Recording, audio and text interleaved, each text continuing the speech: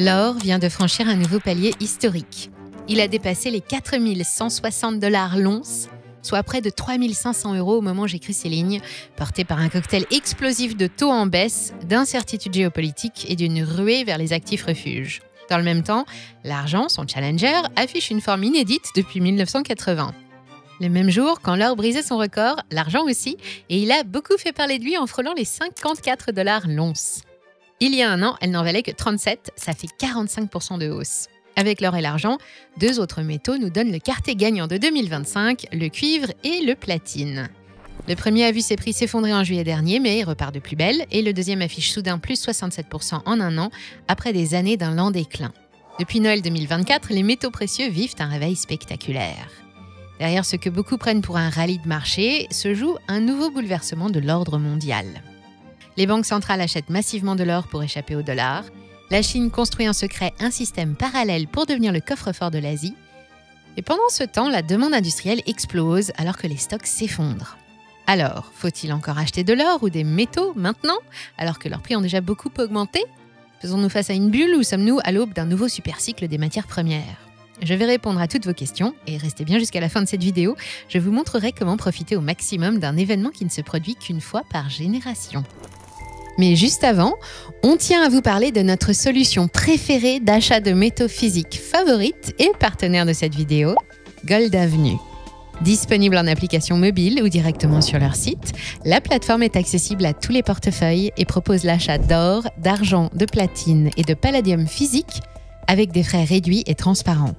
Ce qu'on aime également, c'est la possibilité de stocker nos métaux gratuitement et l'absence de commission à la revente qui est instantanée, tout comme la TVA à 0%. Envie de découvrir Gold Avenue ? On vous offre une remise exceptionnelle de 30 € sur votre premier achat d'un minimum de 900 € avec le code MRADAR30. Pour profiter de cette offre exclusive, cliquez sur notre lien en description.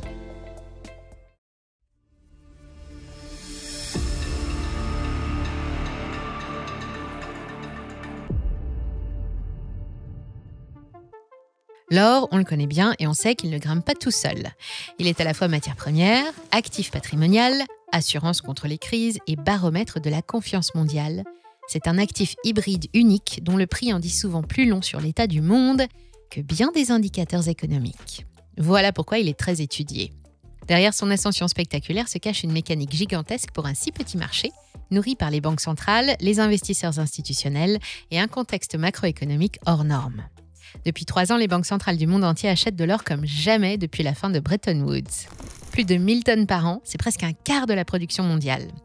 En tête des plus gros acheteurs, la Chine, la Russie, la Turquie et l'Inde, des pays qui partagent un même avis défavorable au sujet du dollar, et d'autres comme la Pologne ou Singapour.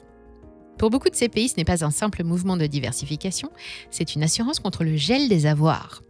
Depuis les sanctions contre la Russie en 2022, chaque banque centrale sait désormais qu'un compte en dollars n'est plus 100% sûr, puisqu'il est soumis à autorisation politique. Ce qui a pu arriver à la Russie pourrait aussi lui arriver, et face à un tel risque, l'or a une qualité précieuse, il ne se gèle pas. Après les banques centrales, les investisseurs institutionnels ont suivi le mouvement. Les ETF adossés à l'or physique ont connu des entrées massives depuis le printemps, et les family offices et les fonds souverains s'y replongent après 10 ans d'oubli. On assiste à un basculement du sentiment de marché, l'or n'est plus un actif anti-crise marginal, il devient une composante majeure des portefeuilles. À ces flux massifs s'ajoutent des moteurs structurels puissants. D'abord l'inflation, qui ne redescend pas vraiment malgré les promesses répétées des banques centrales. Ensuite la dédollarisation, lente mais continue. Le commerce entre pays émergents se fait de plus en plus en yuan, en roupies et en roubles. Via CIPS, le concurrent chinois de SWIFT, et le billet vert a subi une dépréciation de 4,4% en 2024.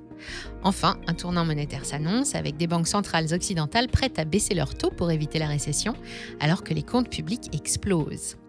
Cela implique plus de monnaie à venir, une confiance en baisse et, dans des conditions parallèles, la solution est toujours la même depuis 10 000 ans. Mais si l'or attire tous les regards, en ce moment d'autres métaux brillent aussi de mille feux. L'argent, le cuivre et le platine sont en train de lui voler la vedette. L'argent d'abord est un métal multifonction, il à moitié valeur refuge, à moitié ingrédient industriel. Il protège contre la crise, mais il propulse aussi la technologie de demain. Dans chaque panneau solaire, chaque puce électronique et désormais dans chaque composant nécessaire à l'intelligence artificielle, on trouve de l'argent.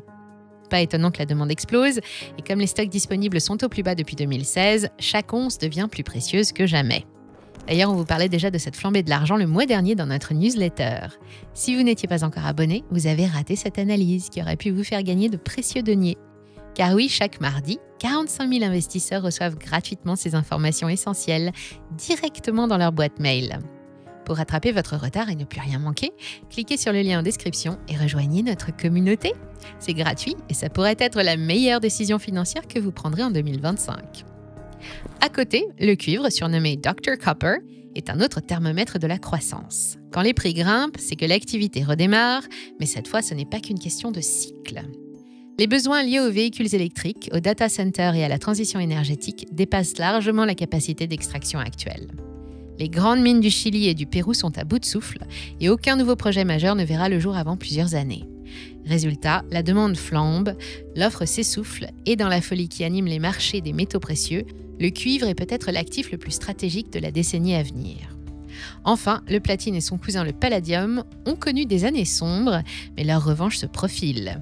Ils ont été massivement utilisés dans la fabrication de pots catalytiques pour les moteurs thermiques et sont moins demandés depuis l'arrivée des voitures électriques. Mais l'hydrogène vert, les piles à combustible et de nouvelles applications industrielles ou médicales redonnent vie à ces métaux qu'on croyait démodés. Depuis le printemps, le platine a repris plus de 60%. Ce n'est pas encore la ruée, mais les connaisseurs commencent à se placer, pendant que le grand public a toujours les yeux tournés vers l'or et vers ses records. Et pendant qu'on regarde ailleurs, la Chine, elle, joue dans son coin à un autre jeu. On connaît Pékin friande de métaux précieux, et d'or en particulier, qu'elle achète à tour de bras depuis 10 mois. Elle veut accumuler un maximum d'or physique sur son territoire parce qu'elle a un grand projet, devenir le coffre-fort de l'Asie, l'autre Suisse, l'autre Londres. Son objectif à elle, ce n'est pas de se protéger contre l'inflation ou la chute du dollar, mais de bâtir un système de réserve monétaire parallèle à celui qui existe aujourd'hui, basé sur le dollar. Un privilège qui n'a plus lieu d'être selon Pékin, qui s'efforce de convaincre ses nouveaux pays alliés que l'or est un meilleur choix. Elle va même jusqu'à proposer son aide pour acheter et stocker en toute sécurité. C'est un projet à long terme, mais qui avance vite. Plusieurs zones de stockage et de raffinage d'or sous haute surveillance sont apparues, notamment à Shanghai et Shenzhen, mais aussi offshore, à Hong Kong, Singapour, Zurich et Dubaï. Des infrastructures sécurisées par la Chine qui permettent la livraison physique d'or libellé en yuan, facilitent les échanges et éliminent les obstacles douaniers et réglementaires. De son côté, l'Agence chinoise du commerce de l'or travaille activement avec les banques centrales partenaires pour établir des circuits sécurisés de règlement, toujours en yuan, mais adossés à l'or. Ce n'est pas encore une monnaie or, mais c'est la première brique d'un monde post-dollar. Le billet vert ne disparaîtra pas, bien sûr. La Chine veut proposer une alternative, pas le détruire. L'idée rencontre déjà un certain succès, même si ça exige de mettre les richesses du pays sous le contrôle du Parti communiste chinois. Et si le mouvement se généralise, les réserves centrales en dollars pourraient fondre, arbitrer vers de l'or et provoquer une nouvelle crise d'inflation aux États-Unis suivie d'une nouvelle chute du billet vert. Et quand le dollar baisse, l'or monte. Et quand l'or monte, les challengers montent aussi. Et on en arrive à la question, faut-il encore acheter de l'or ou de l'argent maintenant, alors qu'il flirte avec des sommets historiques ? C'est un peu comme quand on arrive tard en soirée et que la fête bat déjà son plein. Tout le monde est sur la piste et on hésite à danser de peur que la musique s'arrête. Alors oui, soyons clairs, le marché est haut. L'or a enchaîné 18 records cette année et l'argent, le cuivre et le platine ont suivi. Les graphiques ressemblent tous à la lettre J et dans ces conditions, une correction technique n'est pas seulement possible, elle est plus que probable. Mais ce n'est pas forcément une mauvaise nouvelle, parce que ce qui se passe n'a rien d'une bulle classique. Nous ne sommes pas face à des spéculateurs qui s'excitent sur un forum Reddit. Je vous parle de banques centrales qui achètent des milliers de tonnes, d'industries en pénurie de métaux et de pays entiers qui veulent se détacher du dollar. L'or, l'argent et le cuivre sont les actifs d'un monde qui change. Ils n'ont rien d'une mode passagère. Les fondamentaux sont solides, les États continuent de s'endetter à des niveaux stratosphériques, les taux réels restent faibles ou négatifs dans la plupart des économies développées et la dédollarisation n'en est qu'à ses débuts. Alors non, ce n'est pas une bulle, c'est un marché en mutation. Et oui, on achète, mais pas n'importe comment. C'est ici qu'entre en scène la stratégie la plus ennuyeuse du monde et pourtant la plus efficace, le DCA ou Dollar Cost Averaging. En français, c'est l'investissement programmé. Acheter petit à petit, à intervalles réguliers, tous les 15 jours ou tous les mois, sans chercher à battre le marché. Ça ne fait pas rêver, mais c'est une excellente assurance contre les baisses de prix. Si ça arrive, vous achetez moins cher et vous profitez davantage du rebond qui finit toujours par arriver. Ne mettez pas tout votre argent d'un coup. L'idée, c'est de construire une exposition progressive sur plusieurs mois en combinant différents métaux. Un peu d'or pour la stabilité, de l'argent pour la performance et du cuivre ou du platine pour le potentiel. Et surtout, n'oubliez pas, l'objectif n'est pas d'acheter au plus bas, mais de détenir au bon moment. Et ce moment, c'est celui où la géopolitique, les dettes et la transition énergétique s'alignent exactement comme aujourd'hui. Si vous voulez investir dans les métaux, vous avez 3 options, 3 portes qui n'ouvrent pas sur le même monde. D'abord, le métal physique. Les lingots, les pièces, les barres, c'est le choix de ceux qui aiment sentir le poids du réel, littéralement, et c'est aussi ce que je recommande. Mais attention, il faut penser à la garde, à la sécurité et aux frais. N'achetez qu'auprès de professionnels reconnus comme la Monnaie de Paris, les banques ou Gold Avenue. Et si vous ne pouvez pas vous déplacer, choisissez un compte qui a pignon sur rue. Votre deuxième option, les ETF ou trackers, ces fonds qui répliquent le prix de l'or, de l'argent ou du cuivre. C'est pratique, c'est liquide et c'est sans contrainte logistique. Mais là aussi, attention, ce n'est pas votre or, argent ou cuivre. C'est une promesse d'or, inscrite quelque part sur un serveur à Londres ou Genève. Autant dire que ce n'est pas ce que préfèrent les survivalistes. Et enfin, pour les plus audacieux, il y a les actions minières. Elles offrent un effet de levier. Quand l'or monte de 10%, certaines mines peuvent grimper de 30%. Mais attention parce que l'inverse est tout aussi vrai. C'est un pari sur la gestion, le coût d'extraction et parfois la météo. L'or physique pour la tranquillité, les mines pour le potentiel et les ETF pour la flexibilité. Choisissez selon votre tolérance au risque, mais surtout selon votre degré de patience, car investir dans les métaux, c'est comme attendre une éclipse, c'est lent, c'est parfois frustrant, mais c'est toujours spectaculaire. En réalité, malgré l'évolution de notre système économique et financier, l'or n'a pas changé. C'est toujours la même matière qu'on admirait à l'époque des pharaons, qu'on frappait sous César, qu'on enterrait sous Louis XIV et qu'on refond aujourd'hui à Shanghai et qu'on accumule quand ça va mal. Dans un tel contexte, l'or n'est plus un vestige du passé, comme l'appelait Keynes, sa relique barbare. C'est un rappel à l'ordre, une façon silencieuse de dire « je ne fais plus confiance au système ». Et dans un monde où tout est soumis aux sentiments parfois irrationnels des marchés, détenir un actif tangible et réel, c'est peut-être le geste le plus moderne qu'on puisse faire. Je renouvelle mon conseil de mai dernier en ce qui concerne l'argent, j'espère que vous l'aviez suivi. Si oui, toutes mes félicitations, vous avez déjà encaissé une belle plus-value, alors gardez-la investie, ce n'est pas fini. L'an dernier, seuls quelques prévisionnistes très optimistes ont vu l'or dépasser les 4 000 $ cette année et on les regardait comme des extraterrestres.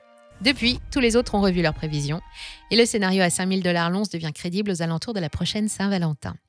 Encore mieux, les prix atteindraient les 8 000 $ dans 3 ans seulement. On se donne rendez-vous en fin d'année pour le concours de prévision 2026 organisé par la LBMA. Si l'achat d'or vous intéresse, c'est le moment idéal d'investir grâce à notre partenaire Gold Avenue. L'application et la plateforme en ligne sont simples d'utilisation et permettent d'acheter, de stocker et de revendre de l'or et des métaux précieux en quelques clics. Ils font partie du plus grand groupe au monde dans le secteur, alors côté sécurité, vous pouvez dormir tranquille. Et vous pouvez investir à partir de quelques dizaines d'euros. C'est une opportunité rare, à ne pas manquer, alors n'hésitez pas à cliquer sur notre lien en description pour en profiter, en utilisant le code MRADAR30 pour bénéficier de 30 € de remise pour un premier achat minimum de 900 €. Je vous invite à aller voir ou revoir cette vidéo. Pensez aussi à regarder celle-là consacrée à l'argent. Si vous avez aimé celle que vous venez de voir, pensez au like, partagez-la et abonnez-vous. Un grand merci à toutes et à tous pour votre fidélité. Restez curieux et je vous dis à très bientôt sur Money Radar.